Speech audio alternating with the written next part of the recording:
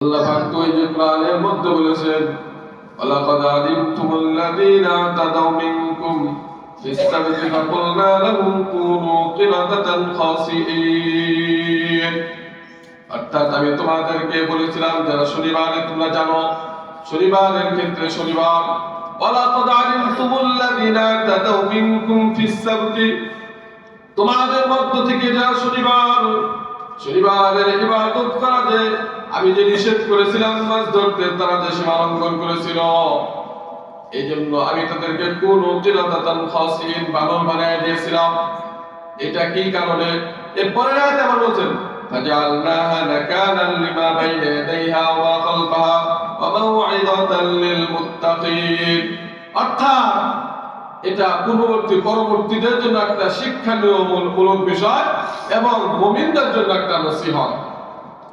যখন তারা এরকম ভাবে শনিবারের দিনে মাছ ধরতে লাগলো, এরপরে এখানে তিনটা দল ছিল। একটা দল শনিবারে মাছ ধরতো, মাছ বিক্রি করত, আল্লাহ তাআলার হুকুম অমান্য করে চলতো।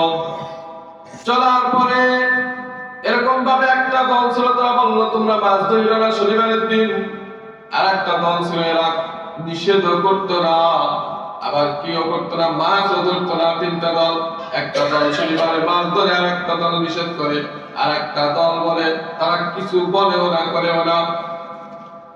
এরকম ভাবে সকলে রাত্রে ঘুমায় রয়েছেন। ঘুমায় থাকার পরে সকালে সকালে উঠে থেকে একজন আর একজনের দিকে তাকায় দেখে ও বানর কোন কিরাদাতান খাসিঈন। আল্লাহ তাদেরকে বানর বানায় দিয়েছেন। একজন আরেকজনের দিকে তাকায় দেখে ও বানর, ও দেখে ও বানর।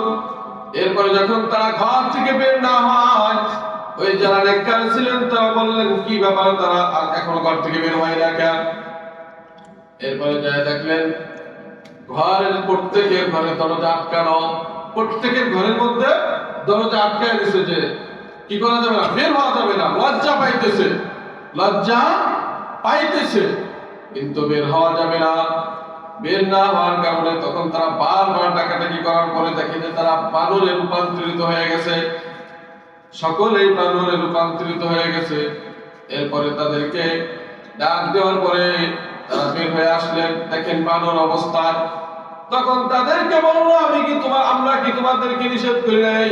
তখন তারা মাথা ঝুঁকায় বলতো হ্যাঁ নিষেধ করেছিলাম, কিন্তু আমরা অমান্য করেছি। এই কারণে আমাদের পরিণতি দূরের থেকে মানুষ আসতো ওদেরকে দেখার জন্য দূর থেকে মানুষ আসতো। এইভাবে তারা 3 দিন পর্যন্ত বেঁচেছিলেন।